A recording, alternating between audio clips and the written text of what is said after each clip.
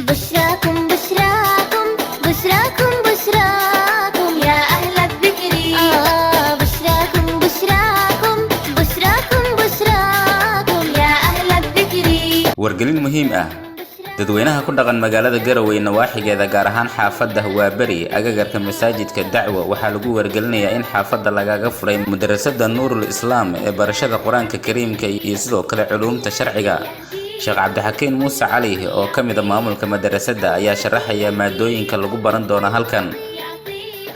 madrasadaas aan ugu talagalnay ummadda walaalaha ah in aan waxbarashadooda diiniga ku kabcino aan kor ugu qaadno sida quraankii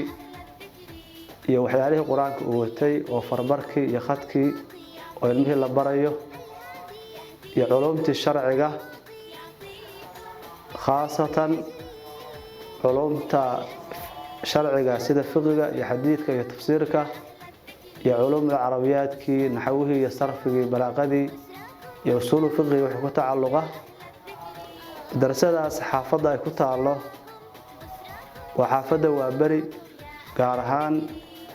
masjid Dacwo qibladiisa ayay ku taala ummadda waxaan leenahay ka faa'iideysi wacan marxabayn iyo soo dhaweyn iyo khayrayn ayaan insha Allah idin rajaynaynaa inaad timaadaan oo ummadda nafteena uga faa'iideysaan oo ilmihiina uga faa'iideysaan oo ehelkeena uga faa'iideysaan oo aad soo bixisaan إن شاء الله محمد محمود عبد القادر oo kamid ah odayaasha xaafadda Waabari ayaa sheegay in baahi weyn ay u qabeen madrasadan isagoo waalidiinta ugu baaqay in ubadkooda ay keenaan si ay uga faa'iideystaan fursadan qaaliga oo wax loo baahnaa oo dadka waaweyn dumarka u baahnaa carruurtana ugu barar u baahan dhammaanteen oo soo dhaweynaa insha Allah waana ku faraxsanahay insha Allah dilaayraado waxaan insha Allah ka rajaynaynaa oo allana uga baryana insha Allah inay noqoto mid lagu aflaxo dadku diintooda ku bartaan insha Allah ilaahna u dhaweyso إلهي كفوق إن شاء الله جل هذا ريتاسر رجعنا إن شاء الله مدي يقول ستولو بربرة نقطة إن شاء الله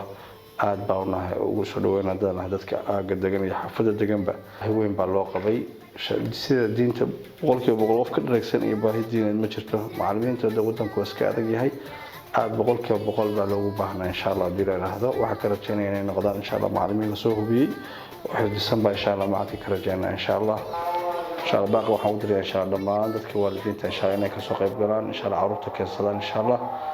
mid khayrna ilaahay nooga dhigo waa insha Allah ka rajaynaa muddooyinka u dambeeyana goobaha waxbarasho gaar ahaan meelaha lagu barto diinta ayaa ku soo badanayay deegaanada Puntland taas oo keenaysa baahida dadku ay u qabaan barashada quraanka iyo sidoo kale culuumta sharciga بشراكم بشراكم